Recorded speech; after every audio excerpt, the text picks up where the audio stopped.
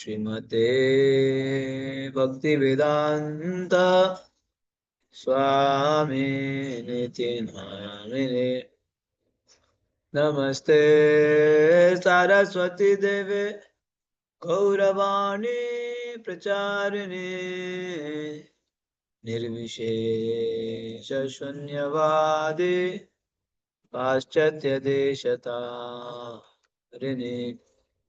वाञ्छाकल्पतरुभ्यश्च कृपा सिन्धुभ्यैव च पतितानां पावनेभ्यो वैष्णवेभ्यो नमो नमः। जय श्री कृष्ण चैतन्य प्रभु नित्यानंद श्री अद्वैत गदाधर शिवासादि गौर भक्त वृंद। हरे कृष्णा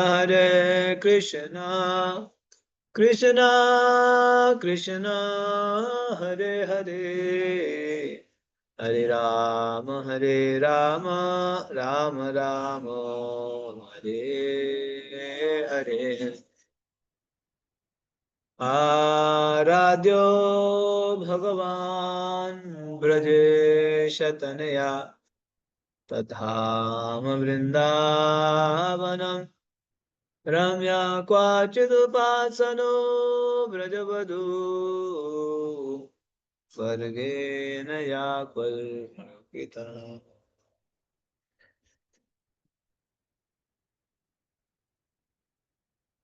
हरे कृष्ण। तो आप सभी वैष्णव भक्तों का हार्दिक स्वागत है उसके विशेष दिन पे।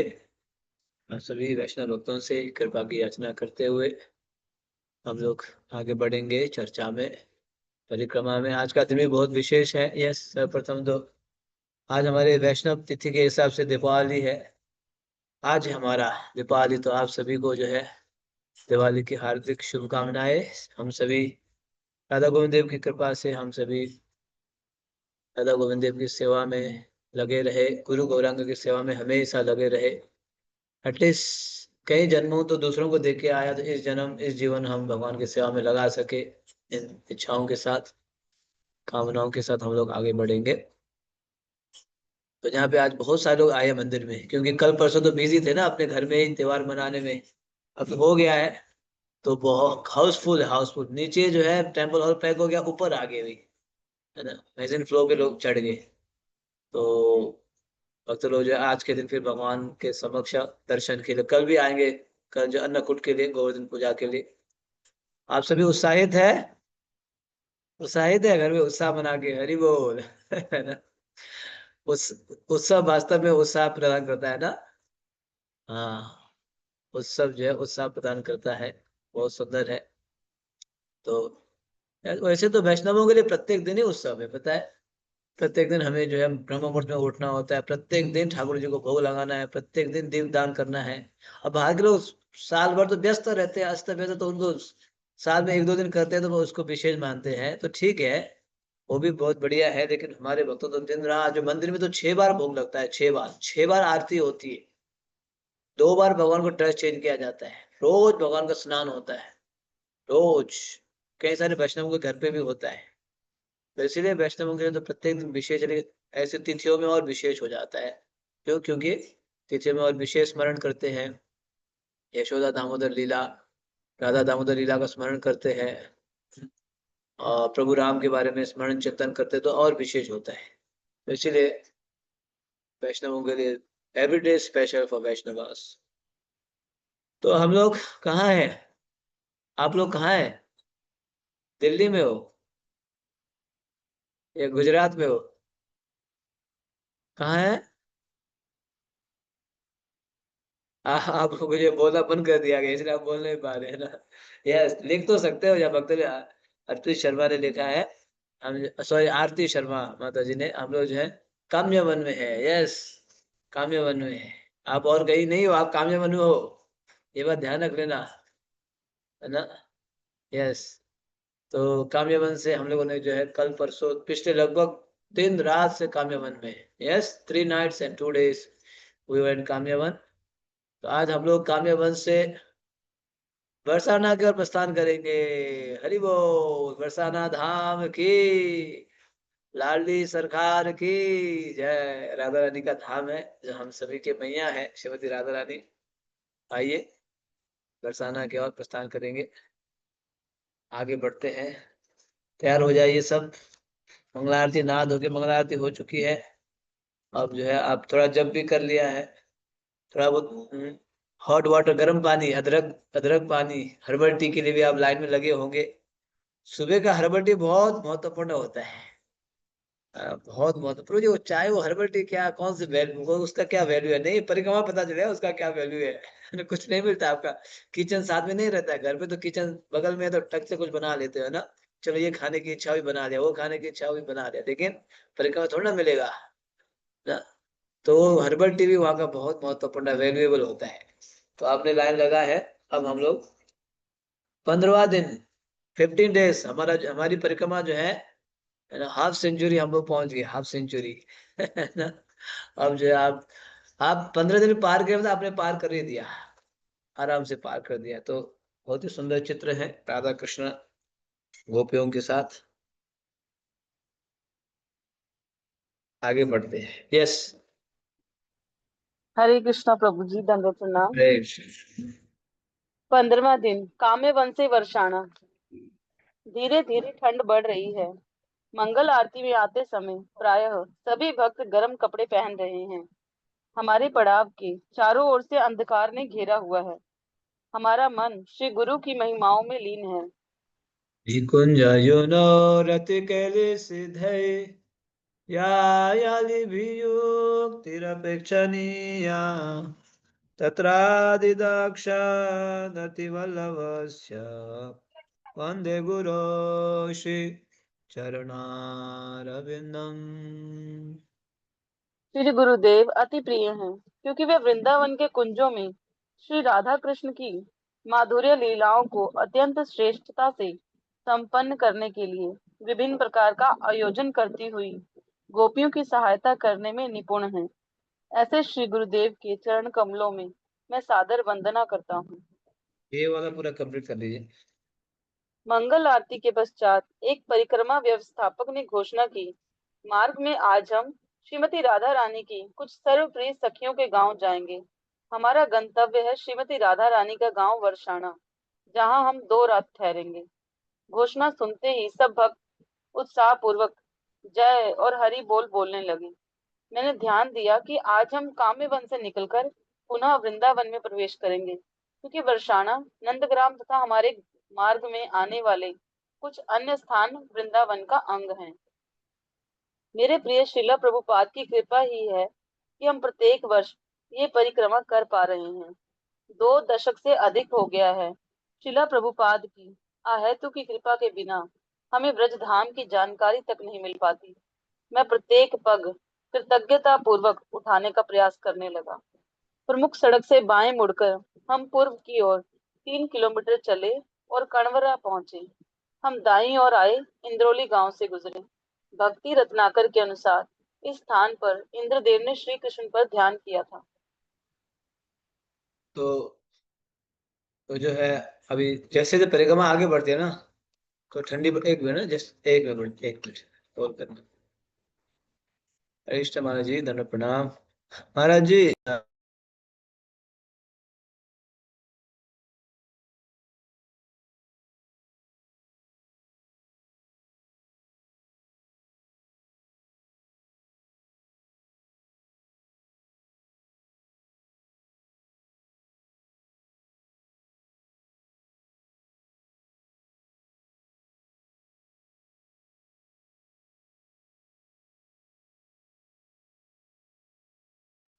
क्षमा चाहता हूँ सर, महाराज जी का फोन आया था इसलिए।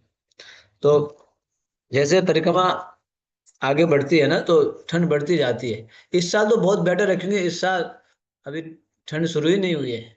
लेकिन परिक्रमा में अधिकता क्या होता है, ठंड बहुत एक्सट्रीम ठंडी होती है वहाँ की। और उसके बाद घोर जंगल होता है ना वहाँ पे, पेड़ पौधे होते हैं, ओपन एरिया होता है, तो और ठंड लगता है। तो ठंड बढ़ती जा रही है। भक्त लोग जो है सुबह से ब्रह्म मुहूर्त में गुरबाष्टकम गा रहे हैं, निकुंज जुनो रति के लिए सिद्धे इत्यादि। हम्म। अब आगे बढ़ रहे धीरे धीरे। तब तक एक भक्त ने घोषणा किया, हम जो है अभी काम्यवन से बरसाना कर जा रहे हैं, रास्ता में कई सारे दर्शन स्थली हम वो दर्शन करेंगे। ऐसे घोषणा के तो भक्त लोग उत्साहित हो गए, बहुत ही उत्साहित। और आज जो है पुनः हम लोग काम्यवन से वृंदावन में प्रवेश करेंगे। आप कंफ्यूज तो नहीं हुए? वृंदावन प्रभु जी क्या बोल रहे हो, वृंदावन में प्रवेश करना, हम तो वृंदावन में ही तो है, ऐसे आप सोच सकते हैं। तो मैंने उस दिन बताया था, दोबारा सुन लीजिए। एक तो पूरे ब्रज, जो पूरा ब्रज है ना, उसको भी वृंदावन बोलते हैं। पूरा ब्रज है ना, जैसे 84 कोष, जिसमें 12 वन है, हाँ, उसको भी वृंदावन बोलता है। दूसरा, उस पूरे ब्रज वृंदावन में और छोटा सा वृंदावन है, उसको वृंदावन बोलते हैं, ठीक है। तो एक होता है पूरा ब्रज वृंदावन, दूसरा 12 वन में से एक वन है वृंदावन। तो आज हम जो है 12 वन वाले में से एक वन है वृंदावन में प्रवेश करेंगे। याद है वनों का काउंट कर रहे हो? पहला वन कौन सा था? मधुबन ना? जी। हाँ, मधुबन से शुरू किया ना। मधुबन, तालवन, कुमदवन, ये सब करते हुए आप जो है वृंदावन, फिर जो है अभी आगे काम्यवन, फिर पुनः वृंदावन में प्रवेश करेंगे। ठीक है। क्लास के अंत, मतलब ये परिक्रमा के अंतिम में तो 12 वन के बारे में बता दोगे ना, पूरा सीक्वेंस में। तो आज वृंदावन में प्रवेश करेंगे, लेकिन रास्ते में कई सारे दर्शन स्थल ही है।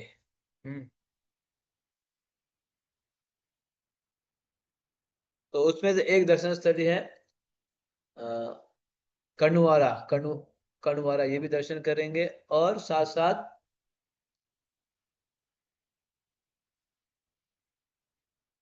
एक स्थान पे हम लोग पहुंचेंगे, अ, एक स्थान पे भी पहुंचे हैं जहाँ पे इंद्रोली, इंद्रोली गांव, इंद्रोली, देखा, इंद्रोली गांव। अब हम लोग कहाँ पहुंचे? इंद्रोली गांव। मतलब इंद्रोली मतलब क्या है? इंद्रदेव ने श्री कृष्ण पर ध्यान किया था, उनसे गलती हो गई थी, तो फिर गलती हुई तो फिर वो ध्यान कर रहे थे, इंद्र, इंद्र भगवान श्री कृष्ण के प्रति। ठीक है, ये सभी स्थानों को याद कीजिए, स्मरण कीजिए, चिंतन कीजिए, जब के समय याद कीजिए, दिन में याद कीजिए, ये भक्ति है। इतने हम 15 दिन का पढ़ चुके हैं, तो इस सभी स्थानों को याद करना चाहिए। कंडवाड़ा पढ़िए।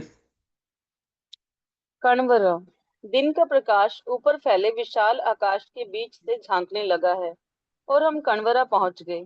कणव मुनि ने कुछ समय यहाँ निवास किया था और उन्हीं के नाम पर इस गांव का नाम पड़ा। श्री कृष्ण के नाक कान छिदवाने के लिए यशोदा मैया उन्हें यहाँ लाई थी। हमने सुना है कि किस प्रकार उड़ीसा की रानी भगवान को नथनी और कुंडल पहनाना चाहती थी और साक्षी गोपाल विग्रह ने उनकी यह इच्छा पूरी की। रानी के मन में भगवान को ये आभूषण देने की तीव्र उत्कंठा थी, परंतु उन्हें यही लगा कि इन्हें पहनने के लिए विग्रहों के नाक कान में छिद्र नहीं है। तब साक्षी गोपाल रानी के स्वप्न में आए और बताया कि बचपन में वे ऐसे आभूषण पहनते थे और वे रानी की भेंट स्वीकार करने के लिए आतुर हैं। विग्रहों को जांचने पर पुजारी ने देखा कि भगवान के नाक कान छिदे हुए थे। भारत के गांव में बच्चों के नाक कान छिदवाना आज भी सामान्य है। बचपन में मेरे भी कान छिदवाए गए थे। भक्तों को अपने कर्ण छिद्र दिखाते हुए मैंने पूछा, ऐसे किस किस के कान छिदे हुए हैं? अनेक भारतीय भक्तों ने मेरे चिल्लाते हुए हाथ उठा लिए। हाँ, तो बहुत ही सुंदर स्थान है वहाँ, ये भी जो है एक, जब बरसाना की जो पहाड़ी है, जो उस पहाड़ी और कामदेवन के बीच में ये आता है, कनवारा। तो वहाँ जो एक तो कण्व मुनि ने तपस्या किया था, इसलिए उस स्थान, उन्हीं के नाम से ये स्थान प्रसिद्ध है। और दूसरा जो है भगवान श्री कृष्ण के दोनों नाक और कान, कान में छिद्र बनाए थे, समझ रहे हो? भगवान श्री कृष्ण ऐसे पहले के ना, जितने भी थोड़े कुछ साल पहले के जो हैं, कुछ 15 20 25 30 साल पहले, सभी पुरुष होते हैं अपने कान छिदवाते थे, दोनों साइड पे।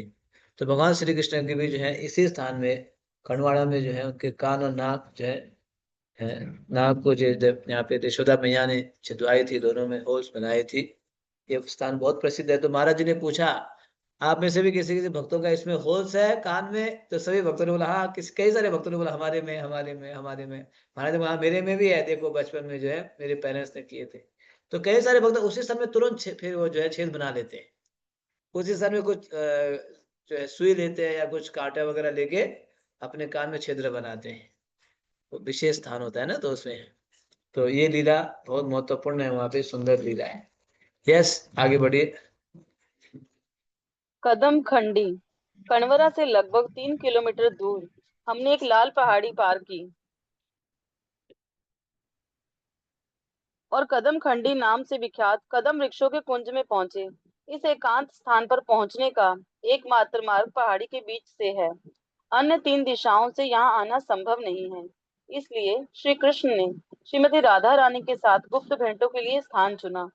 यहाँ भगवान ने गोपियों के साथ रास लीला का आनंद भी लिया।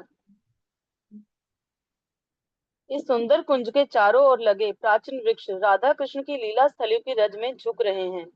यहाँ एक सुंदर कुंड भी है जिसके एक किनारे पर तमाल वृक्ष लिपटा एक कदम वृक्ष है। ये वृक्ष अपने रंगों से हमें राधा कृष्ण का स्मरण करवाते हैं।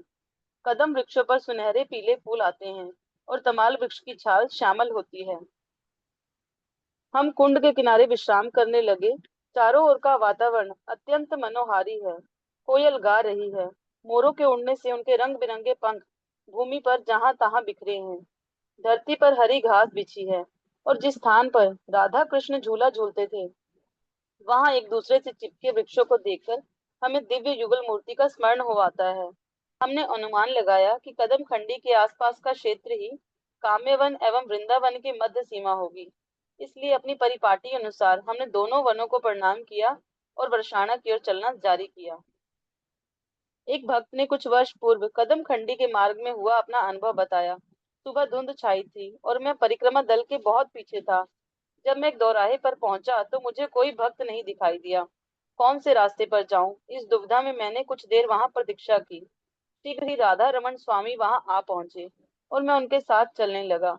चलते चलते अचानक एक कुत्ता सड़क पर आया और महाराज को देखकर भौंकने लगा।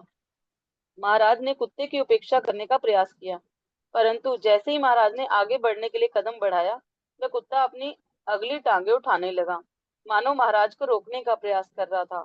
ये देखकर महाराज को लगा कि हमने गलत रास्ता चुना है और कुत्ता हमें सही रास्ते पर ले जाना चाहता है। उन्होंने कहा कि हमें कुत्ते के पीछे चलना चाहिए। वही हुआ, कुत्ता हमें दूसरे मार्ग से ले गया और हम बिना कठिनाई के कदम खंडी पहुंच गए। वेरी गुड, सुना, एक विशेष लीला है। तो अब है कदम खंडी। ये बिल्कुल पहाड़ के ऊपर है कदम खंडी। और कई सारे कदम के पेड़ों से भरा पड़ा हुआ है। स्पेशली ये कदम खंडी जो और दूसरे आप गाड़ी से, साइकिल से या किसी मार्ग से जा ही नहीं सकते। बिल्कुल पहाड़ी के ऊपर होते हुए, कोने कब्जे होते हुए बिल्कुल ऊपर जाना पड़ता है। तो भगवान ने ये स्थान स्पेशली चुना है श्रीमती राधा रानी से मिलने के लिए। ये बिल्कुल बरसाना और कामनीवन के बीच में है। बहुत ही विशाल पहाड़ी है, ऊपर चढ़ना पड़ता है। तो उस पहाड़ी पे भी भक्त लोग चढ़ के जो है इस स्थान का दर्शन करते हैं। कई स्थानों में तो भगवान के चरण चिन्ह भी है। आगे आएगा चरण चरण पहाड़ी। तो यहाँ पे जो है भगवान क्या करते थे, गोपियों के साथ रासलीला का आनंद भी लिया करते थे। कदम खंडी बिल्कुल गुप्त स्थान है, कोई पहुंच नहीं सके वहां पे। मिलने के लिए ऐसे गुप्त स्थान चुना जाता है ना। है ना।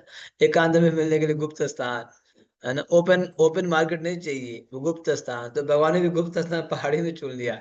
कोई जा ही नहीं सकता है वहां, बिल्कुल मुश्किल से। वो वही मेहनत करने करके जाएगा जहाँ वास्तव में मिलना चाहता है। कोई अन्य अन्य कोई नहीं जाएगा, है ना।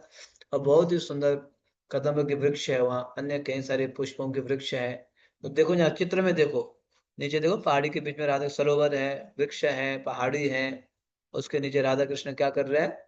राधा कृष्ण प्राणमो युगल किशोर जीवने मरने गति आर नाही मोर। वहां मिले थे, राधा कृष्ण मिलते थे ना एकांत में। हाँ। तो ये विषय लीला है। और फिर वहां क्या क्या भक्तों ने, हमने अनुमान लगाया कि कदम खंडी से आसपास का क्षेत्र ही काम्यवन एवं वृंदावन की माध्य सीमा होगी। ये भक्तों ने अनुमान लगाया। और विषय लीला तो आपने सुनी लिया। आप राधा रमण महाराज के साथ क्या हुआ, ये कौन बता रहा है। एक भक्त, नाम नहीं बताया, एक भक्त ने बताया। वो अचानक खो, क्योंकि कभी कभी ऐसे हो जाता है परिक्रमा में, भक्त खो जाते हैं, चल नहीं पाते हैं ना। कभी कभी क्या होता है, चल भी पाते, ब्रजपाल से घर में चले जाते हैं, कुछ खान पान करते करते बाकी सारे भक्त चले जाते हैं, ऐसे होता है। फिर महाराज भी पहुंचे, गलत रास्ता तो जा रहे थे, लेकिन कुत्ता ने क्या किया, भोगते हुए महाराज जी को पीछे, नहीं नहीं इस दूसरे रास्ता में चलो। ये ऐसे आप थोड़ा सा गौर से चलोगे ना, वहाँ ऐसे कई सारे अनुभव होता है, साक्षात्कार आपको प्राप्त होगा परिक्रमा में। साक्षात ब्रज है ना, वृंदावन है, तो साक्षात्कार होती है वो। यस, सुनहरा गाँव। सुनहरा गांव। जिस प्रकार छत्ते के चारों ओर मधुमक्खियां घिरी रहती हैं, उसी प्रकार वर्षाना के चारों ओर प्रमुख अष्ट सखियों के गांव हैं। कदम खंडी से 2 किलोमीटर आगे सुनहरा गांव है। ये स्वर्णहार ग्राम नाम से भी जाना जाता है, और ये सुदेवी एवं रंग देवी इन जुड़वा बहनों का गांव है। सातवीं प्रमुख गोपी रंग देवी है। उनकी शरीर कांति कमल पुष्प के अंदर तंतुओं जैसी है। उनके वस्त्र चीनी गुलाब के समान लालिमा युक्त हैं। वह श्री राधा से 7 दिन छोटी हैं। उनमें चंपक लता जैसे गुण हैं। उनके पिता का नाम रंगसार तथा माता का नाम करुणा है। आठवीं प्रमुख गोपी है सुदेवी। उनके पति का नाम वक्रेक्षण है, और वक्रेक्षण के छोटे भाई हैं भैरव। सुदेवी रंग देवी की जुड़वा बहन है। उनका स्वभाव मृदु है। समान गुण होने के कारण कई बार लोग भूल से उन्हें रंग देवी मान बैठते हैं। ठीक है, तो देखा परिक्रमा आगे बढ़ रही है, कदम खंडी से होके फिर पहुंच गए सुनहरा गांव। ये जो मुख्य रूप से जो 8 गोपियां, जानते हो 8 गोपियां, उनमें से 2 गोपी का जोड़वा है, सुदेवी और रंग देवी। श्रीमती राधा रानी के प्रमुख 8 अष्ट गोपी, अष्ट सखी है, ललिता, विशाखा, तुंग विद्या, चंपकलाता और इंदुलेखा, सुदेवी और रंग देवी, चित्रा। इस प्रकार से ना 8 प्रमुख गोपियां हैं। 16,108 में, हाँ नहीं, 16,000 पटरानी है गोपियों में से, कई सारे अनगिनत लाखों गोपियां, उनमें से 8 गोपियां मुख्य है। तो ये 2 जोड़ा गोपी का काम है सुनहरा। आपने सुना होगा, यहाँ भी सुन रहे थे कि 7वीं जो है रंग देवी है। उनके शरीर की कांति कैसी है? कमल पुष्प के अंदर संतुओं जैसी है। हाँ, कमल पुष्प के अंदर। हाँ, यस, बहुत ही कोमल शरीर है, और उनका वस्त्र चीनी गुलाब के समान है। श्री राधा से 7 दिन छोटी है ये, रंग देवी श्री राधा से 7 दिन छोटी है। कई सारे गुण है उनके पास।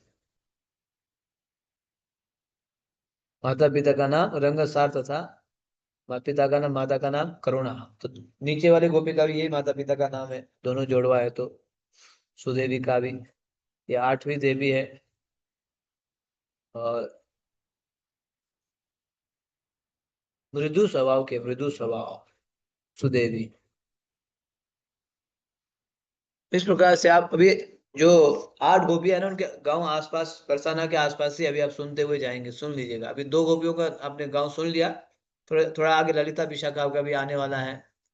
तो ये सभी 8 गोपियों का गांव बरसाना के आसपास ही है। बरसाना के कुछ है, चारों ओर घिरा हुआ है। यस। इस गांव का नाम ब्रह्मा जी के नाम पर पड़ा, जिनका रंग सुनहरा है। श्री कृष्ण की लीलाओं का दर्शन करने के लिए उन्होंने इस गांव में तप किया था। भगवान ने प्रसन्न होकर उन्हें वर्षाना की पहाड़ियां बनने का आशीर्वाद दिया, जिससे उन्हें अपने चारों सिरों पर राधा कृष्ण के चरण कमलों की रज प्राप्त हो सके। देहाती कच्चे रास्तों पर उड़ने वाली धूल श्रीमती राधा रानी की कृपा से भरी है। हम वर्षाना के जितने निकट आते, परिक्रमा की मधुरता उतनी बढ़ जाती। ब्रजमंडल परिक्रमा पर आए युवा वैष्णव भगवान की लीलाएं सुनने में विशेष रुचि दिखा रहे हैं। इस भूमि की यही विशेषता है।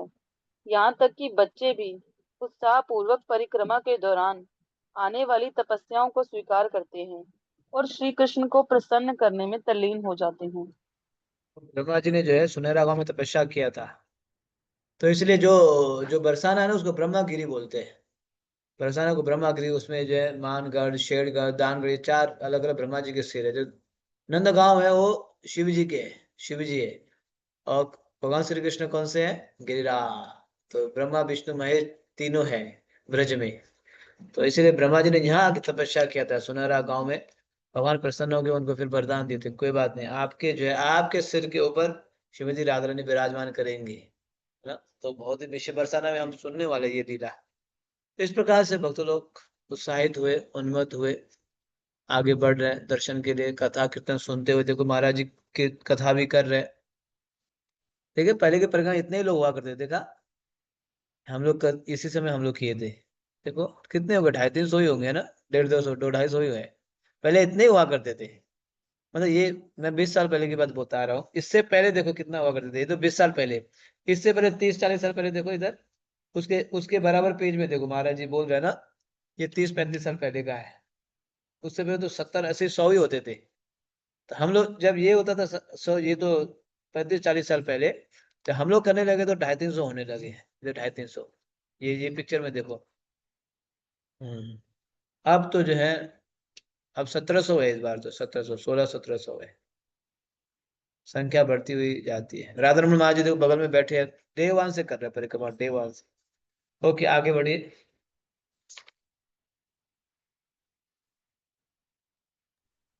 सखीगिरी पर्वत, चित्र विचित्र शिला एवं शिखलनी शिला। कुछ समय चलने के बाद हमारा परिक्रमा दल दाएं मुड़ा और एक कांटे भरे स्थान से होता हुआ पथरीले टीले पर चढ़ा। ये टीला सखीगिरी पर्वत कहलाता है, क्योंकि यह श्रीमती राधा रानी की सारी अंतरंग सखियां खेला करती थी। कितना मनोरम दृश्य है। विस्मित यात्री चित्र विचित्र शिला के चारों ओर जमघट लगाकर खड़े हैं। उस मुलायम शिला पर श्रीमती राधा रानी के पल्लू के चिन्ह अंकित हैं। इस स्थान पर राधा कृष्ण गुप्त रूप से मिलते थे। एक दिन जब उन्होंने अपनी सखी सखाओं को निकट आते सुना, लज्जावश श्रीमती राधा रानी शीघ्रता से उठी और अचानक उनका पल्लू छूटकर शिला पर गिर गया।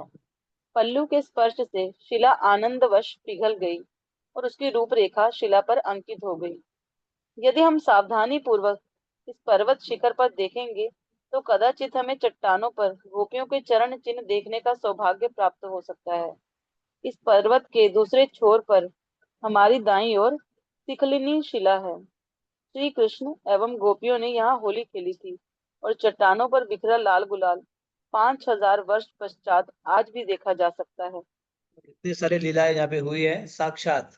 आपको जो है ब्रिज की लीलाएं पत्थर में मिलता है अभी, जैसे आपने भौमेश्वर गुफा में देखा, उसके चरण पहाड़ी में देखा, अब यहाँ पे जो है सखी गिरी पे देख रहे हो। सखी गिरी। तो यहाँ सबसे पहले तो क्या देखने को मिला आपको यहाँ पे, तो श्रीमती राधा रानी के जो पल्लू है, पल्लू का जो है वह प्रिंट बना हुआ है। क्योंकि यहाँ क्या क्या हुआ करता था, श्रीमती राधा रानी और अपने अंतरंग सखियों के साथ खेलने के लिए आती थी इस सखी गिरी पे, इसे नाम ही सखी गिरी। सखी गिरी। देखा जब महाराज जी यहाँ क्लास कर रहे खड़े होगे, है ना। तो इस प्रकार से महाराज जी यहाँ क्लास कर रहे हैं।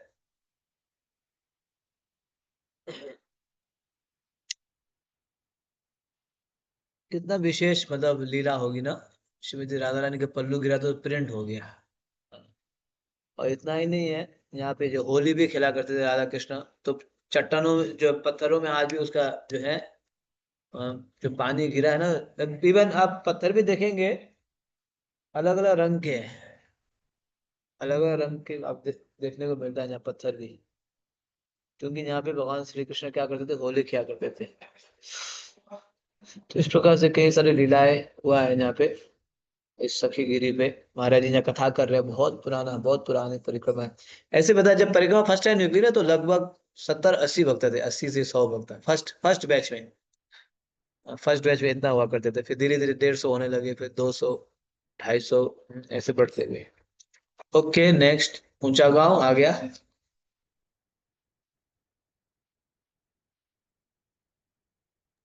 हाँ। जी।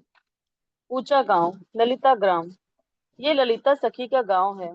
हम पुनः वर्षाना सड़क पर लौटकर ऊंचा गांव की ओर जाने वाले मार्ग पर बाएं मुड़े और ललिता देवी के मंदिर की ओर जाने वाली सीढ़ियां चढ़ने लगे।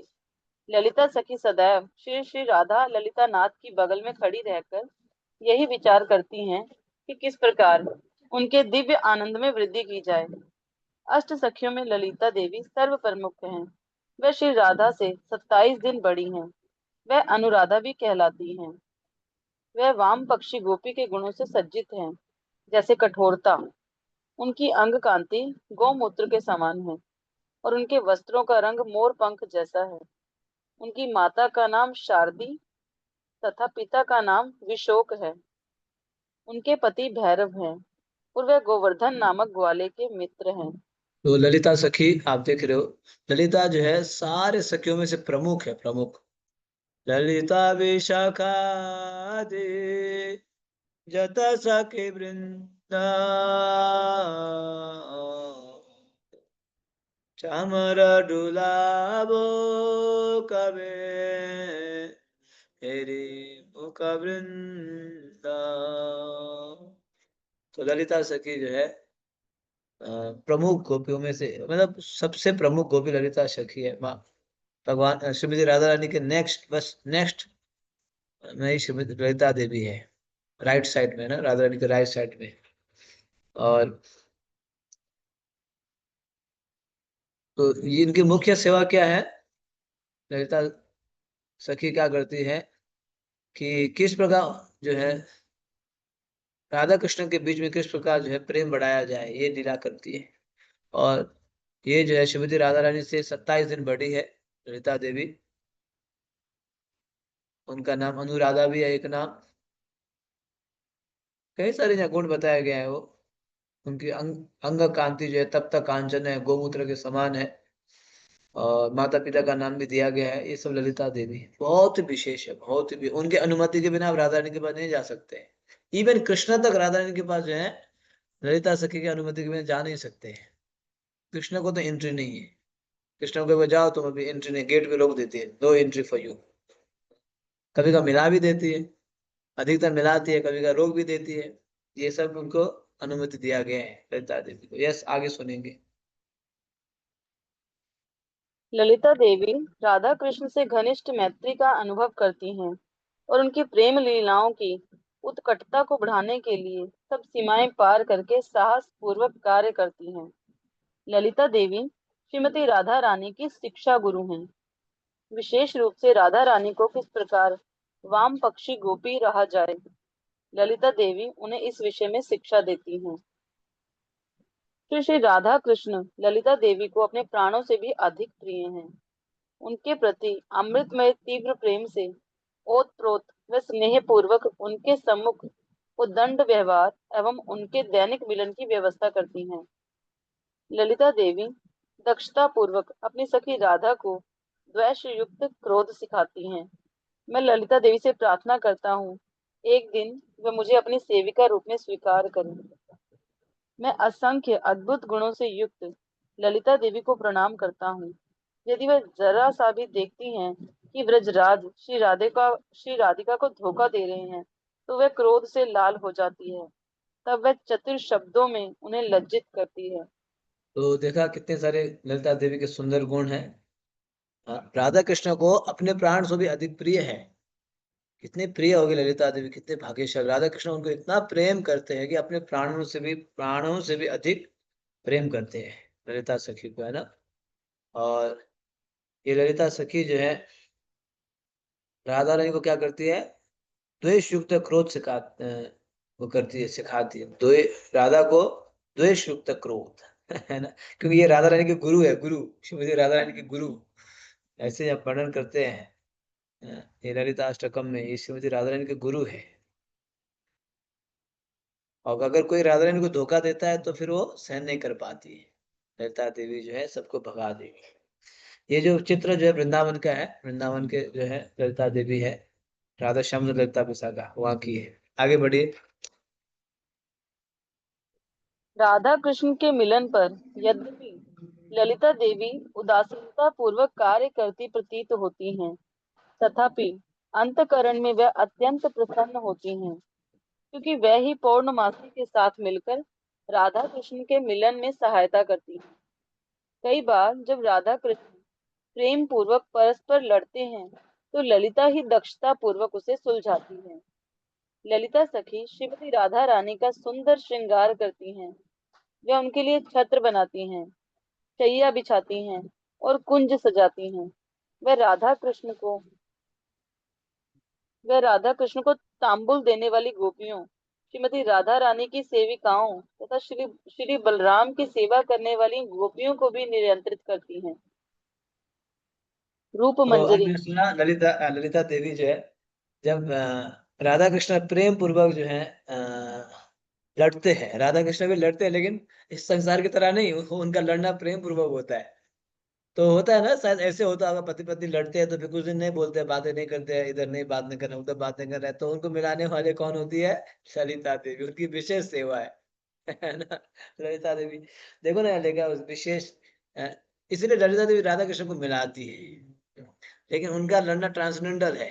अब कृष्ण जो है कभी कभार राधा रानी को छोड़ के विरजा के साथ रासलीला करते हैं, कभी कभी चंद्रावाली के साथ चले जाते हैं, तो राधा रानी नाराज हो जाती है ना, नहीं तुम्हें नहीं देखना, जाओ। जैसे मान सरोवर में हम लोग गए थे अभी रिसेंटली, राधा रानी इतना मान लेके बैठ गई, इतना मान, भगवान को चरण पकड़ना पड़ा।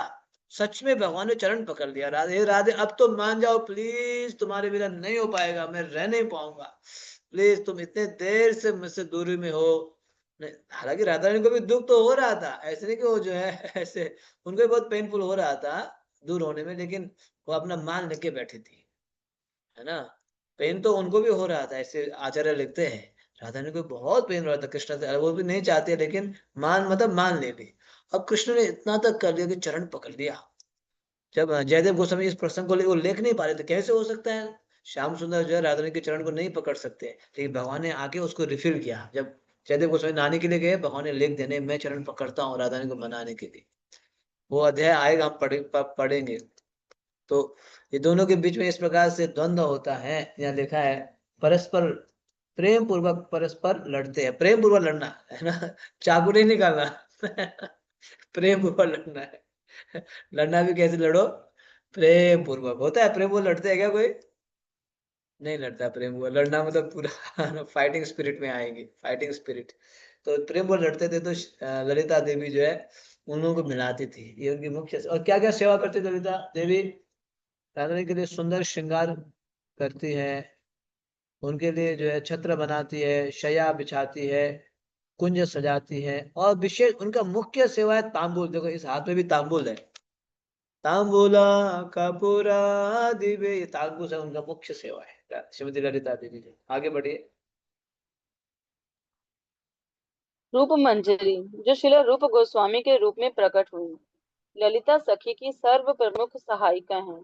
और चूंकि हम रूपानुगा अर्थात रूप गोस्वामी के अनुयायी हैं, इसलिए परंपरा में ललिता देवी से हमारा संबंध महत्वपूर्ण है। वह श्रीमती राधा रानी की सेवा की छोटी सी इच्छा को भी तुरंत पूरा करती हैं। इसलिए हम उनकी विशेष कृपा एवं संरक्षण की प्रार्थना करते हैं।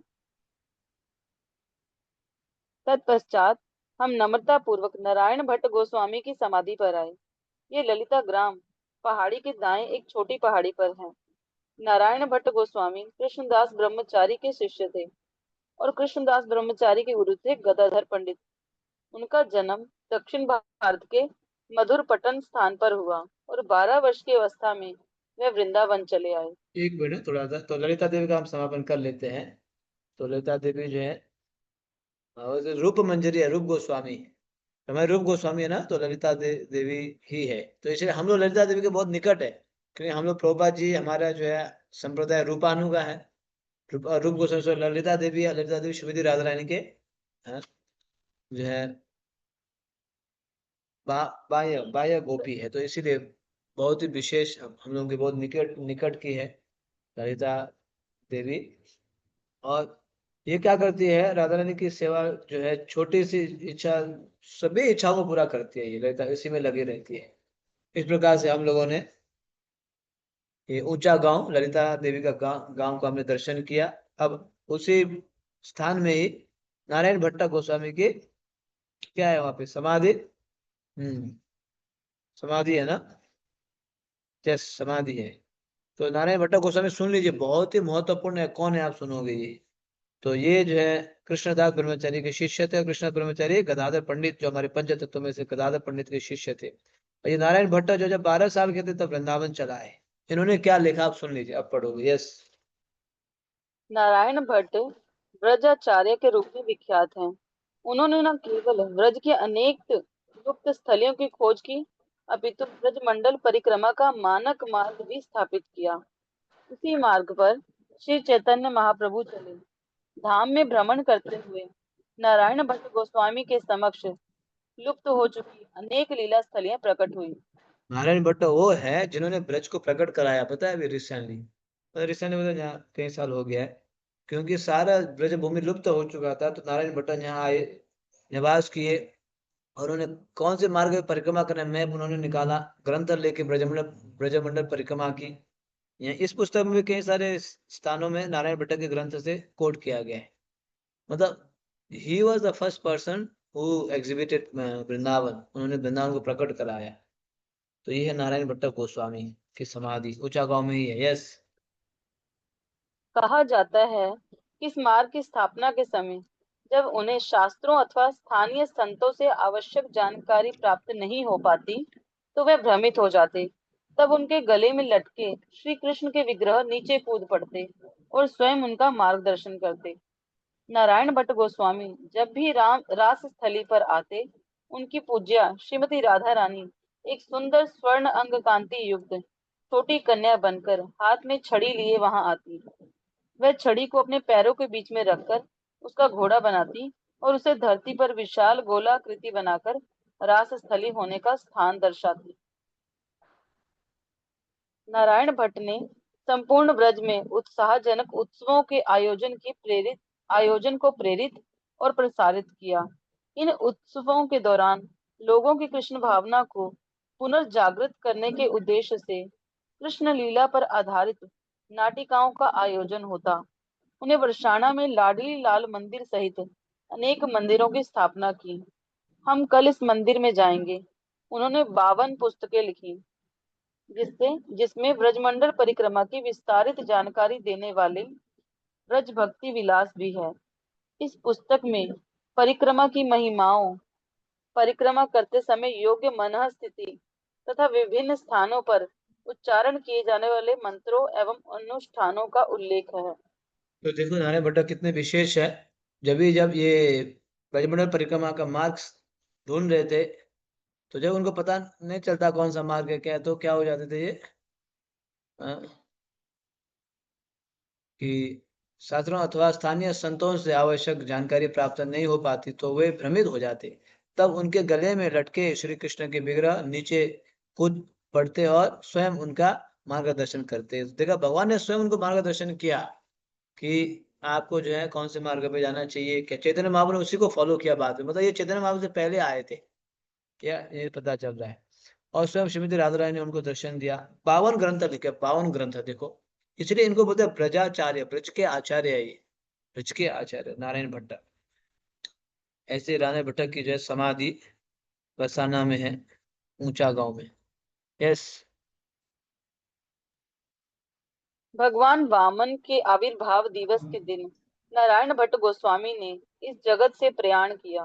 उनकी समाधि की परिक्रमा करके हम उन्हें प्रणाम करते हैं, उनसे याचना करते हैं कि हम न केवल उनके द्वारा स्थापित मार्ग पर चलें, अपितु इसे उनकी रचनाओं में वर्णित भक्ति भावना से करें।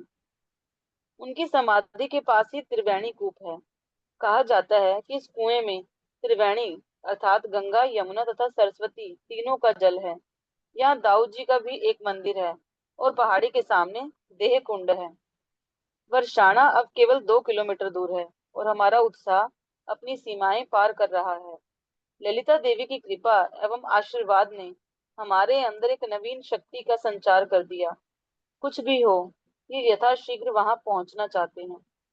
तो नारायण भट्ट फिर भगवान वामन देव के आविर्भाव वामन द्वादश में उन्होंने जो है इस धरातल को छोड़ के भगवत धाम प्रवेश किए थे, तो इसीलिए इनकी समाधि यहाँ पे बनाई गई है नारायण भट्ट की। तो भक्तों ने प्रणाम किया, आशीर्वाद दिया। इस समाधि में ऐसे बताया गया, अभी तो अदृश्य है, नीचे से जाता है, त्रिवेणी संगम, गंगा यमुना सरस्वती का भी संगम है। अब भक्त लोग जो है आशीर्वाद लेके अब आगे बढ़ेंगे बरसाना की ओर। केवल कितना दूर है, 2 किलोमीटर डिस्टेंस है बरसाना आगे, बस। बरसाना धाम की जय। बरसाना, बरसाना, अणा, ना नहीं ना, बरसाना। थोड़ा सा संक्षेप में पढ़ लेते हैं बरसाना धाम के बारे में। यस। वर्षाणा दूर से वर्षाणा और नंदग्राम की पहाड़ियां दृष्टिगोचर होने लगी। नंदीश्वर के दक्षिण में एक राजसी पर्वत शिखर पर महाराज वृषभानु का घर है, जो नंद महाराज के घर के समान ही भव्य है। राजसी ऐश्वर्य एवं शक्ति में महाराज नंद एवं महाराज वृषभानु दोनों समान हैं। उनके पुत्र एवं पुत्री भी समान रूप से विख्यात हैं। बरसाना में प्रवेश करते हुए हमने श्रीमती राधा रानी के पवित्र धाम को नमन किया और सीधे अपने पड़ाव पर पहुंचे। हमारा पड़ाव नंदग्राम को जाने वाली सड़क पर बने रंगीली महल से कुछ दूर स्थित राजा राधा कुंज बिहारी मंदिर से लगे एक खुले मैदान में है। वहां पहुंचते ही हमने हर बार के समान अपने नित्य कर्म किए, जैसे अपना सामान लेना, अपना खेमा खोजना, कपड़े धोना, स्नान करना इत्यादि। तो आप जो है इस बरसाना दोपहर पहुंच गए भक्त लोग। आप सुन रहे हो, नंदेश्वर पर्वत से होते हुए बरसाना पहुंचे और इतने दूर से चलते हुए आए थे, काम्य वन से दर्शन करते हुए रोकते हुए देखो ना, एक दो तो बच ही जाता है ना। क्योंकि रास्ते में ब्रेकफास्ट भी करना पड़ता है, दर्शन भी होता है, कथा भी होती है। एक्चुअली दिन भर ही पता है, दिन भर का एक्टिविटी होता है। बस थोड़े देर, एक डेढ़ दो घंटा ट्रेन में पहुंचे, थोड़ा विश्राम करके कपड़े वपड़े धो के शाम को फिर तैयारी। दिन भर एंगेज, आपको पता नहीं चलेगा एक महीना कैसे निकलेगा। हाँ, तो फिर भक्त लोग हमेशा की तरह आज पहुंच गए बरसाना, अपने टेंट पे पहुंचे, सामान लिए इत्यादि, नहा विश्राम करने लगे भक्त लोग। यस। शेष दोपहर विश्राम, प्रसाद लेने तथा वरिष्ठ भक्तों से कृष्ण कथा सुनने में बीत गई। हमारे कार्य न्यूनाधिक सामान्य है, परंतु आज वातावरण कुछ अलग है। वातावरण उत्सव के उत्साह से चमक रहा है। भला ऐसा क्या है आज? आज दीपावली है। वो इसी दिन दामोदर लीला हुई थी, जिसे हम पिछले 2 सप्ताह से गा रहे हैं। आज के दिन ही रावण का वध करने के पश्चात भगवान श्री राम अयोध्या लौटे थे। दीपावली है या नहीं? देखो कितना आप बिल्कुल मैचिंग अध्याय में जा रहे हो ना। बिल्कुल, क्योंकि हमारे वैष्णव तिथि के हिसाब से आज दीपावली है ना। देखा कितना अच्छा है, मानसिक परिक्रमा इसको बोलते हैं। महाराज जी ने कितना विशेष कृपा करके हम लोग को दिया है। आज भी परिक्रमा वहीं पे है, हम लोग भी वहीं पहुंच गए। देखा। तो थोड़ा सा प्रभु राम के बारे में चर्चा करेंगे, दीपावली है तो। यस। हमारे नए यात्रियों को प्रत्यक्ष अनुभव मिलेगा कि भारत में दीपावली कितने हर्षोल्लास के साथ मनाई जाती है। प्रत्येक घर दीपकों तथा बिजली की रंग बिरंगी लड़ियों से सजा है और गांव वाले सभी को मिठाइयां बांट रहे हैं। रात्रि होते ही आकाश में पटाखे फटने लगे। उनकी आवाज से कान फटे जाते हैं। मैं जानता हूँ कि उच्च ध्वनि के कारण अनेक भक्त सारी रात नहीं सो पाएंगे। प्रमुख पंडाल में एकत्र होकर सब भक्तों ने भक्ति पूर्वक दामोदर अष्टक गाते हुए भगवान दामोदर के चित्र को दीप दिखाया। मुहुर्नेत्रम युग्ममृजन्तम् कराम्बुजयुग्मेन सातङ्कनेत्रम् मूषकम्पात्रिरेकाङ्ककण्ठा स्थितग्रीवदामोदरं भक्तिवदम्। अपनी माता के हाथ में छड़ी देखकर वे रो रहे हैं और बारंबार अपने हस्त कमलों से नेत्रों को मसल रहे हैं। उनकी आंखें आतंक से भरी हुई हैं और तेजी से सांस लेने के कारण 3 रेखाओं से अंकित उनके गले में पड़ी मोतियों की माला हिल रही है। मैं उन परम भगवान दामोदर को प्रणाम करता हूँ, जिनका उदर अपनी माता के शुद्ध प्रेम से बंधा है। आज जो है दीपावली है, तो क्योंकि कुछ कुछ भक्त तो दीपावली क्या जानते नहीं है ना, देश विदेश के भक्त। तो फर्स्ट टाइम आया तो भारत में उन्होंने देखा, मतलब इतना अद्भुत होता है। सबके घर में दीप उत्सव हो रहा है ना। कई घरों में, किसी घर में लाइट लगाया जा रहा है, मिठाई बांटा जा रहा है। सब नए नए नए कपड़े पहनते हुए जो है घूम रहे हैं, है ना। बिल्कुल भारत की जो है दीपावली के समय, होली दीपावली तो छवि अलग हो जाती है ना। होली और दीपावली में। तो उन्होंने जो बाहर से फर्स्ट टाइम आए हैं भारत में, तो उन्होंने ये अनुभव किया। और फिर संध्या का समय हो गया, फिर भक्त लोग दामोदर अष्टक तैयार हो गए। रुदांत मुहुर नेत्रम, भगवान क्रंदन करते हुए युग्मामृज अपने दोनों हाथ से क्या कर रहे हैं, आंख को मसल रहे हैं ऐसे, मैया प्लीज प्लीज मैया मुझे छोड़ दो, छोड़ दो। लेकिन कराम भोजा, कराम मतलब हाथ, युग में न सातंग मुंह श्वस कंपात्रि रेखांक कंठा, है ना। मुंह श्वसा कम, जो मुख कांप रहा है और जहाँ पे त्रिकंठा है ना गले में, ये दिखाई दे रहे हैं। भगवान रो रहे हैं भक्तों के लिए। दिलों के ना भगवान भी रोते हैं भक्तों के हाथ में। देखा ये लीला हम लोगों ने दामोदर अष्टकम गाया। और फिर अब धीरे धीरे संध्या आगे बढ़ रहा है। संध्या, यस। उत्सव का उत्साह आज रात्रि के बाद ठंडा नहीं हो जाएगा। कल गोवर्धन पूजा है। उत्सव की तैयारी में भक्तगण सामान्य दिनों की अपेक्षा देर से सोए। सब्जियां कट रही हैं और दान एकत्र किया जा रहा है। कुछ भक्त भोग के लिए आवश्यक सामग्री की सूची तैयार कर रहे हैं। कुछ स्त्रियां श्री श्री निताई गौर सुंदर की नई पोशाक को अंतिम रूप दे रही थी और कुछ अन्य स्त्रियां गोवर्धन पर रखने के लिए गोबर की छोटी आकृतियां बना रही थी। पूरा पढ़ लीजिए। विभिन्न विभिन्न सेवाओं में व्यस्त रहते हुए हम श्रीमती राधा रानी के गुणों गुणों पर ध्यान कर रहे हैं। वह श्री कृष्ण की सर्वश्रेष्ठ भक्त हैं और श्री कृष्ण पूरी तरह उनके प्रेम द्वारा नियंत्रित रहते हैं। हम विचार करने लगे कि गौड़ीय वैष्णवों के लिए बरसाना कितना विशेष स्थान है, क्योंकि हम राधा भक्त हैं।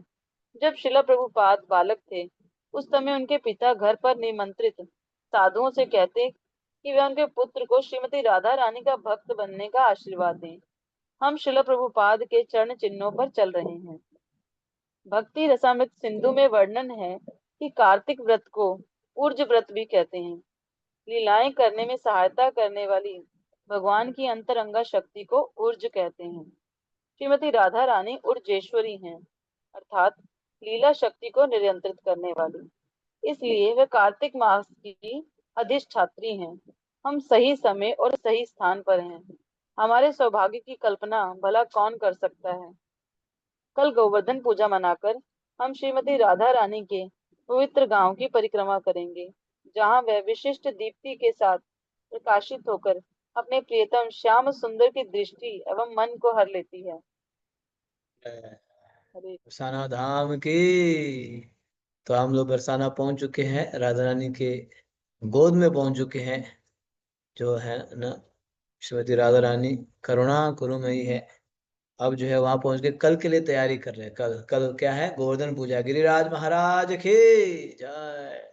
तो ब्रजमंडल में बहुत ही शुद्ध गोवर्धन परिक्रमा मनाया जाता है। अन्नकूट आप देखोगे चित्र में बहुत सुंदर। आज से ही कोई माताएं फूल माला बनाएगी, तो कोई जो है हाँ गिरिराज जी को सजाएंगे। छोटे से गिरिराज जी होते हैं, कोई गोबर के गिरिराज जी बनाएंगे, कृष्ण बनाएंगे।